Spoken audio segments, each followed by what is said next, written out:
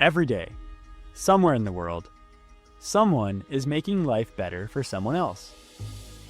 It might be a doctor volunteering in a refugee camp. It might be a small charity building wells in a rural village. It might be a group of kids raising money to buy school supplies for children on the other side of the planet. These people and the organizations they work with are focused on one big goal: improving quality of life. We've already talked about what quality of life means. Having the things you need to live safely, stay healthy, and reach your full potential.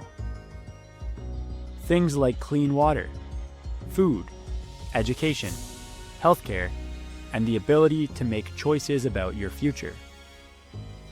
But what happens when people don't have these things? That's where humanitarian organizations come in. These groups, sometimes small and local, sometimes global and powerful, are dedicated to helping people meet their basic needs and improving living conditions around the world. They don't just show up during disasters, although that's a big part of their work. Many of them focus on long-term solutions: building schools, running health clinics, creating safe spaces for kids, training midwives, delivering vaccines, or teaching farmers how to grow food more efficiently. Take Doctors Without Borders, for example. They send trained doctors, nurses, and medical staff into conflict zones and areas hit by disaster to provide emergency healthcare. Or look at Right to Play, which uses sports and games to teach children life skills and build confidence in places affected by war or poverty. There's also Water for People, which helps communities get access to clean, safe drinking water, a basic need that millions still go without. Some organizations focus on children, others focus on women's health. Some work to rebuild communities after earthquakes, while others try to stop disease outbreaks before they spread. What they all have in common is this: they're built by people who believe that everyone deserves a chance at a better life. Now here's a question for you. What if you were the one starting the next organization? What issue would you focus on? Who would you help? How would you do it? Here's your challenge. You're going to create your own humanitarian organization, completely from scratch.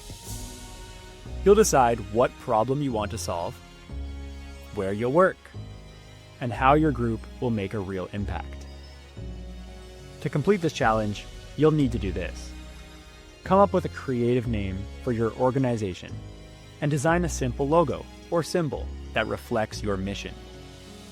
Write a clear goal or mission statement that explains exactly what your group is trying to do and why it matters.